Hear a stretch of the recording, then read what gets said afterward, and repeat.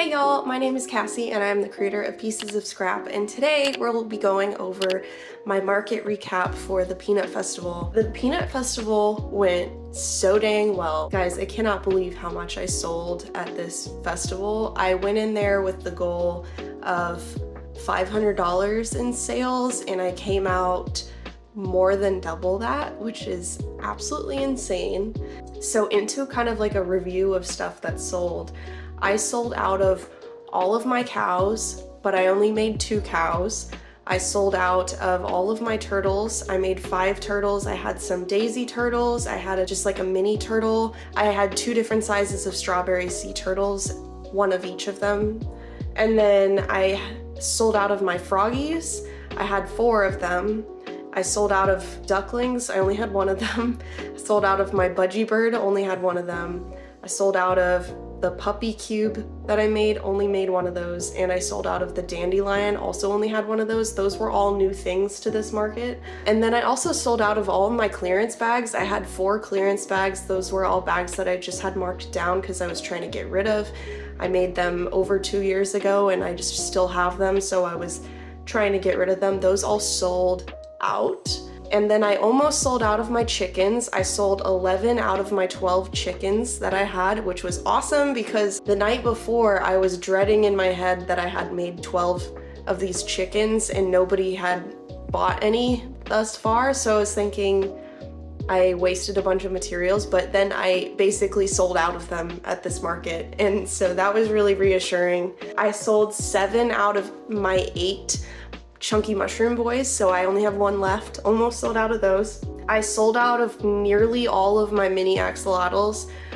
That being said, if I hadn't had made 2 at the market in between sales, I would have sold out of them completely. I only have 2 left now. And then I sold out of all of my triceratops and I made 2 at the market, so I have 2 left. And I've been cranking those out this week now that I'm basically out of inventory. I've just been making mini triceratops like crazy. I almost sold out of my strawberry keychains as well. I made 3 of them and was only left with 1.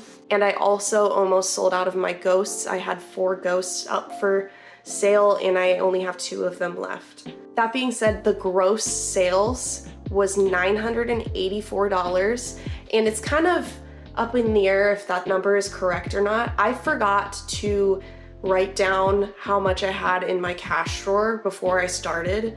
And we were keeping a running transaction list of all the sales that I made. So I think there were 2 or 3 occasions where we missed writing down some of those transactions because the amount of cash that I have doesn't really match up with the transaction list. It seems like I made more than what it says. And then I also missed 1 or 2 things on my Square app writing it down, because that's what I love about Square is it keeps a running transaction list of the items and the totals. So I was able to go back and double check what I had missed there. The minimum gross sales that I made was $954 or $59, and then the highest estimate, which I think is more accurate based on what I did to reconcile my transaction list, is $984. That being said, my net sales with material cost being taken out of each item that sold, it was probably more around the range of $618, more or less, because that is factoring in how much I spent on the materials used to make those items. And this also doesn't factor in my time. If we're factoring in how much time I took to make the items, and if I was paying myself $10 an hour to make those items, I would have made about $73.92. That's $10 an hour, along with the material cost on top of that. That being said, there's a caveat there. There were 4 clearance items that sold at a loss on my spreadsheet. Those were those 4 clearance bags that I sold for less than what I would normally price something like that at. So with my net sales being at $618 with the materials factored in, but not my time, that includes the 2.6% card fees with Square plus the 10 cents per swipe that's taken out when you use Square. and that also includes my booth fee in there. My booth fee for this event was $60. So then I did some calculations about how my sales broke down in different apps and payment methods. So I had Cash App was at $44, that's about 5% of my sales. I had Venmo at $60, that is about 7% of my sales. Zelle at $18, that was 2% of my sales.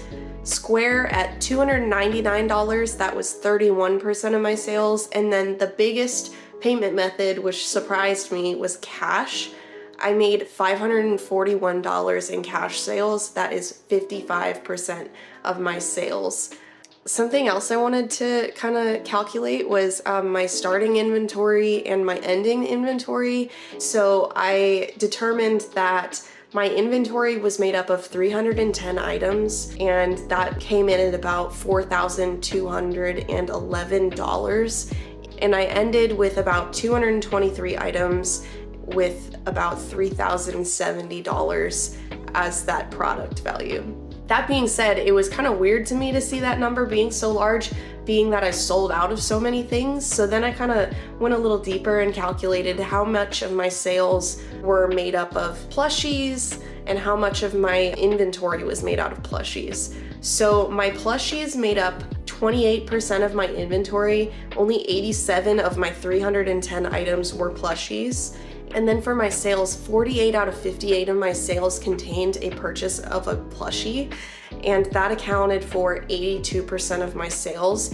This number is really important to me now because I'm realizing I need to place a lot more importance in making plushies than I had previously. So that is the first thing that I learned about this market.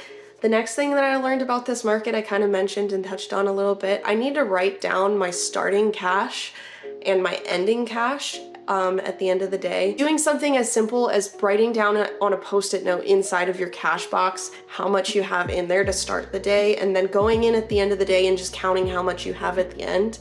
That kind of helps with reconciling at the end. And reconciling your transaction list is really important too, because that will determine if you had any losses of product, meaning if somebody stole your product while you weren't looking, if there's a sale there that isn't accounted for that you need to go back and check through. That's the next tip that I would offer. You need to make sure that you're keeping track of your sales in a running transaction list.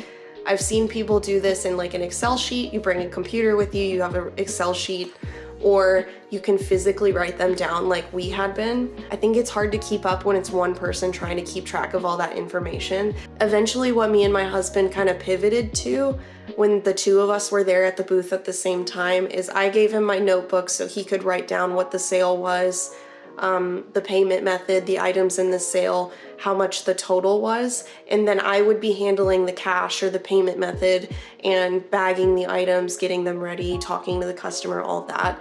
So having one dedicated person to keeping track of your transactions and then one dedicated person actually making those transactions happen is really helpful, and it will keep you from kind of getting frustrated, missing things, stuff like that.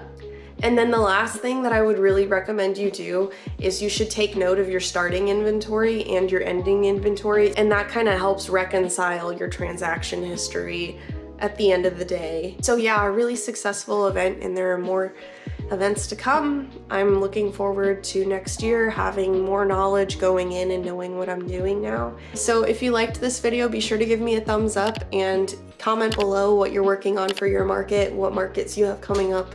Give me some insight into your life. I want to learn about you a little more, learn about my community a little more. We're constantly trying to grow and build each other up in this crochet community, and it's helpful to share tips with each other and share patterns and insight into what's going on and how we can be doing better. So that being said, I really hope you enjoyed this video, and I will see you next time.